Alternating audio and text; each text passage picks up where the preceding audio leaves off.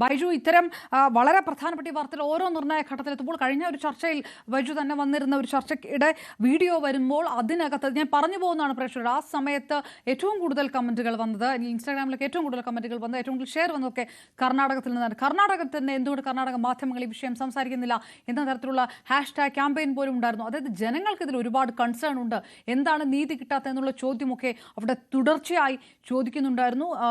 കേരളത്തിലാണെങ്കിൽ ഇങ്ങനെ ഒരു വിഷയം ഉണ്ടാകുമോ എന്നുപോലും നമ്മൾ സംശയിച്ചു പോകുന്ന, ഞെട്ടി സംശയിച്ചു പോകുന്ന രീതിയിലുള്ള പ്രതികരണങ്ങളൊക്കെയാണ് വന്നതും ഇപ്പോഴും വന്നുകൊണ്ടിരിക്കുന്നത്. ന്യൂസ് 18 കേരളത്തിന്റെ ഇൻസ്റ്റാഗ്രാമിൽ പരിശോധിച്ചാൽ തന്നെ അത് വ്യക്തമായിട്ട് കാണാൻ കഴിയും. ഞാൻ തിരികെ മാധ്യമപ്രവർത്തകൻ അൽബാബു നമുക്കൊപ്പം ചേരുന്നു. ശ്രീ അൽബാബു, നിങ്ങൾ ഇപ്പോഴും സ്ഥലത്തെത്തിയിട്ടില്ല, യാത്രയിലാണോ?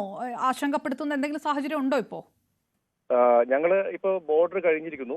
അതിനോടൊപ്പം തന്നെ പറയേണ്ടത്, ആദ്യമായിട്ട് ന്യൂസ് 18നോടൊക്കെ ഇത്തരം വിഷയങ്ങൾ ജനങ്ങളുടെ മുന്നിൽ എത്തിക്കാൻ കഴിഞ്ഞത് തന്നെ അവരെ പേടിപ്പിക്കുന്ന രീതിയിലേക്ക് പോയിട്ടുണ്ട് എന്ന് ഞങ്ങൾക്ക് മനസ്സിലായിട്ടുണ്ട്. കാര്യം നമുക്ക് എപ്പോഴും ശരിക്കും നമ്മുടെ കേരള പോലീസിനൊക്കെ എത്രത്തോളം അഭിനന്ദിക്കണം എന്ന് നമ്മളിപ്പോ ആലോചിച്ചുകൊണ്ടിരിക്കുകയാണ്. എന്ന് വെച്ചാൽ അത്ര രീതിയിലേക്ക് നമുക്ക് ഒരു സെക്യൂരിറ്റി ഇല്ലാത്ത രീതിയിലേക്ക് പോകുന്ന ഒരു മേഖല, അത് ഞങ്ങൾ ശരിക്കും നേരിട്ട് കണ്ടറിഞ്ഞ ഒരു വ്യക്തിയാണ്. അപ്പോൾ ഞങ്ങൾ ഇന്നലെ രാത്രി തന്നെ കാട്ടിലൂടെയാണ് ഞങ്ങൾ യാത്ര ചെയ്തത്. അതായത് മനാഫിനടക്കം ഭീഷണിയുള്ള സ്ഥിതിക്ക് എന്തെങ്കിലുമൊക്കെ സംഭവിക്കുമോ എന്നുള്ള പേടി ഞങ്ങളുടെ മുന്നിൽ ഉണ്ടായിരുന്നു.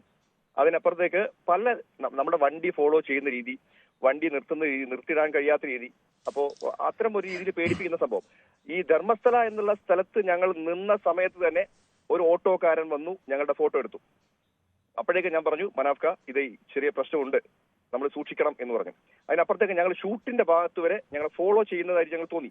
അതായത് കുറച്ച് മുമ്പ് വരെ ഞങ്ങളെ ഫോളോ ചെയ്യുന്നത് തോന്നിയെങ്കിൽ ഞങ്ങൾ അത് ഫോട്ടോ എടുത്തതോടുകൂടെ ഞങ്ങളുടെ പിന്നാലെ ആളുണ്ട് എന്ന് ഞങ്ങൾക്ക് മനസ്സിലായി. അതായത് ഒരു ഏരിയ മൊത്തം, നമ്മൾ ശരിക്കും ഇന്ത്യയിലാണോ ഇത് നടക്കുന്നത് എന്ന് ശരിക്കും ചിന്തിച്ചു പോകുന്ന രീതിയിലേക്ക് ഒരു ഏരിയ മൊത്തം ഇവരുടെ ഒരു വലയത്തിലാണ്. അത് നമുക്ക് പേടിപ്പിക്കുന്ന സംഭവമാണ്. എത്ര പേരായിരുന്നു? അത് അങ്ങനെ എന്തെങ്കിലും കാണാൻ സാധിച്ചോ ഈ വണ്ടിയുടെ ഫോട്ടോ? അതായത് ഞങ്ങളെ ഫോട്ടോ എടുത്ത സമയത്ത് തന്നെ ഞങ്ങൾ ആ സ്ഥലത്ത് നിന്ന് മാറി. ഞങ്ങൾ പിന്നെ എവിടെ എത്തും, ഞങ്ങൾ എങ്ങനെ സെക്യൂർഡ് ആവും എന്നാണ് ഞങ്ങൾ ചിന്തിച്ചുകൊണ്ടിരുന്നത്. ഞങ്ങൾ പ്രസ് ബോർഡ് വരെ മാറ്റി വെച്ചിട്ടാണ് അവിടെ പോയത്. പ്രസ് ബോർഡ് വെക്കാൻ പോലും പേടി. കാര്യം ഇപ്പോ ഒരു വലിയൊരു പ്ലസ് പോയിന്റ് എന്ന് പറയുന്നത്, ഈ ന്യൂസിന്റെ അടിസ്ഥാനത്തിൽ പല ആളുകളും പരാതി കൊടുക്കാൻ വേണ്ടി തയ്യാറാവുന്നു എന്നുള്ളത് നല്ല സൂചനയാണ്. കേൾക്കാൻ പോലും പോലീസ് സ്റ്റേഷനിൽ ഇപ്പൊ അനീഷ് പറയുന്നത് എന്താ, എനിക്ക് ഇവിടെ നിൽക്കാൻ പറ്റത്തില്ല. അനീഷ് മുഖം മറച്ചുകൊണ്ടാണ്. അനീഷിനെ ഏത് സമയവും അനീഷിനെ അവിടെ നിന്ന് ഞങ്ങൾ കൊണ്ടുവന്നില്ലെങ്കിൽ അവിടെ നിന്ന് പൊക്കും, ഉറപ്പ്. അത്രത്തോളം ഭീകരമായ കാഴ്ചയാണ്.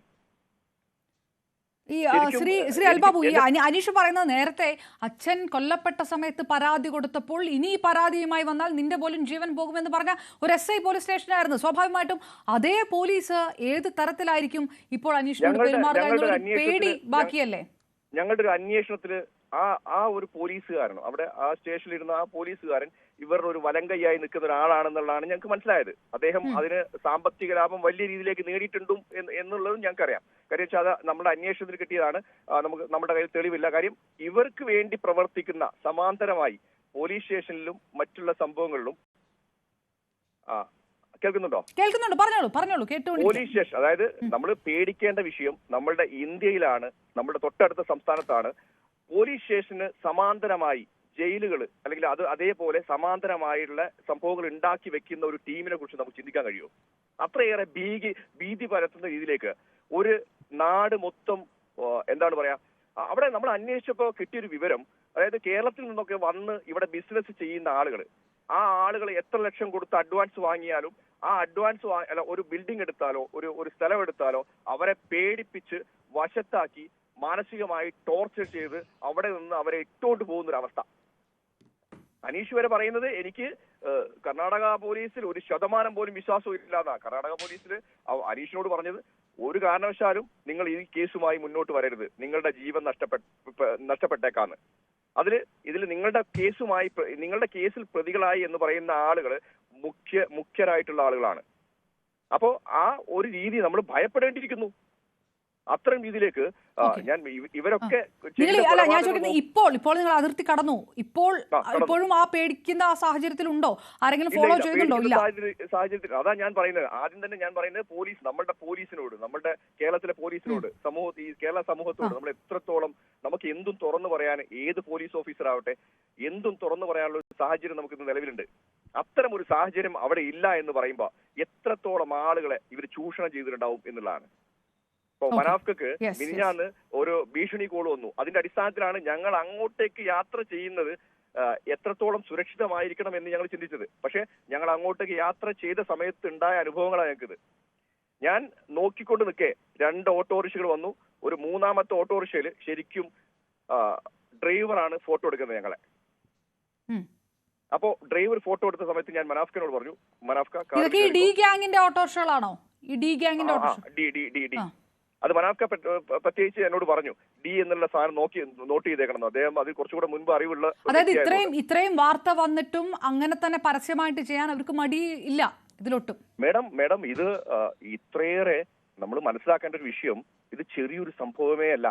ഇത്രയേറെ ആളുകൾ, ഞാൻ പറയുന്നത് 1 കൊലപാതകമോ 2 കൊലപാതകമോ 3 കൊലപാതകമോ ചെയ്തിരിക്കട്ടെ, ഇത്രയേറെ കൊലപാതകങ്ങൾ, ഇത്രയേറെ മൃതശരീരങ്ങൾ കാണാതാവുന്നു, സൂയിസൈഡ് ചെയ്യുന്നു. ഇത്തരം ഒരു ടീമിന്റെ, അതാ ഞാൻ പറയുന്നത്, പോലീസ് സ്റ്റേഷന് സമാന്തരമായിട്ടുള്ള ഒരു രീതി, അതായത് ആ ഒരു ചെയ്യുന്ന വ്യക്തിക്ക് അത്രത്തോളം സപ്പോർട്ട്, ഒരു നാട് മൊത്തം ഒരു സപ്പോർട്ട്, പേടിപ്പിച്ച് നിൽക്കുന്ന ഒരാള്, അദ്ദേഹത്തിന്റെ പേര് പോലും പറയാൻ പേടിക്കുന്ന ആളുകൾ, അതാണ് അവിടെ എടുത്തു പറയേണ്ട വിഷയം. അദ്ദേഹത്തിന്റെ പേര് പോലും പറയാൻ മടിക്കുന്ന ആളുകളെ എങ്ങനെ ഭയക്കും ആളുകൾ? പേടിയുണ്ട്, പലരും പറയാതിരിക്കുന്ന സംഭവമുണ്ട്. അത് കുറച്ചു പേര് പറയാൻ വേണ്ടി നിൽക്കുന്നു എന്നുള്ളതാണ് ഇപ്പോഴത്തെ ഒരു സാഹചര്യം. നല്ല സൂചനയാണ്. അതിനപ്പുറത്തേക്ക് ഇത്തരം രീതിയിലേക്കുള്ള ഒരു സംഭവം ഉണ്ടെങ്കിൽ, ഇപ്പൊ മനാഫ് പറഞ്ഞ എന്താ വിഷയം, ഞാൻ ചോദിച്ചു മനാഫിനോട് എന്തുകൊണ്ട് ഇത് ലാസ്റ്റ് എവിടെ എത്തും? പലരും ചർച്ചയിൽ പറയുന്ന ഒരു വിഷയം, ഇത് എങ്ങും എത്താതെ പോകുന്നു. അപ്പോഴും മനാഫ് എന്നോട് പറഞ്ഞത്, ബാബു ഇത് എവിടോ എത്തട്ടെ, പക്ഷെ ഇനി അവർ ചെയ്യില്ലല്ലോ, അതൊരു പ്ലസ് പോയിന്റ് ആയിട്ടുള്ള കാര്യമാണ്. അപ്പോ ഈ ഇത്തരം ആളുകൾ നമ്മളെ പേടിപ്പിക്കുന്ന കുറച്ചു കൂട്ടം ആളുകൾ ഉണ്ടെങ്കിൽ അവിടുത്തെ ആളുകൾ എത്രത്തോളം പേടിപ്പിച്ചിട്ടുണ്ടാവുന്നതാണ്. തീർച്ചയായിട്ടും നേരത്തെ പറഞ്ഞ പോലെ ആ തരത്തിലുള്ള പ്രതികരണങ്ങൾ നമുക്ക് നിരന്തരം വന്നുകൊണ്ടിരിക്കുന്നു. പക്ഷേ ഈ വാർത്തയുടെ യൂട്യൂബിൽ പോലും കമന്റ്സ് ആയിട്ട് അത് വന്നുകൊണ്ടിരിക്കുന്നുണ്ട്. കന്നഡയിലുള്ള കമന്റ്സ് ആണ് വരുന്നത്.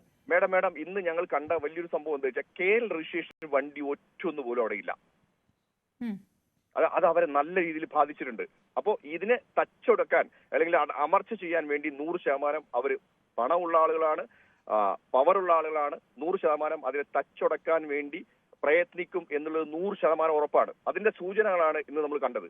തീർച്ചയായിട്ടും ശ്രീ അൽബാബു, ഞാൻ തിരികെ എത്താൻ, എന്തായാലും നിങ്ങൾ സേഫ് ആയിട്ട് യാത്ര ചെയ്യട്ടെ എന്നും കൂടെ ഇതാക്കുന്നു. ഇപ്പോ പേടിക്കേണ്ടതില്ല, സേഫാണ്. പക്ഷെ ഞങ്ങൾ ഇന്ന് രാത്രി അവിടെ വേറെ രസം, ഞങ്ങളോട് അവിടെ നിന്നുള്ള ആളുകൾ പറഞ്ഞത്, അവിടെ ഹോട്ടൽ എടുക്കരുത്, അവിടെ നിന്ന് ഹോട്ടൽ ഭക്ഷണം കഴിക്കരുത്, അവിടെ നിന്ന് മിനറൽ വാട്ടർ പോലും നിങ്ങൾ സെലക്ട് ചെയ്യാതെ കുടിക്കരുതെന്ന്. അപ്പോ ഞാൻ ചോദിച്ചു എന്താണ് സംഭവം? വിഷമിട്ട് നിങ്ങൾ ഇല്ലാണ്ടാക്കുന്നു. അതിന് അത്രയും രീതിയിലേക്ക്, നമ്മളെ പേടിപ്പിക്കുന്ന രീതിയിലേക്ക്, അത് വലിയ ഭയാനകമായ അവസ്ഥയല്ലേ? തീർച്ചയായിട്ടും ഞാൻ തിരികെ എത്താം.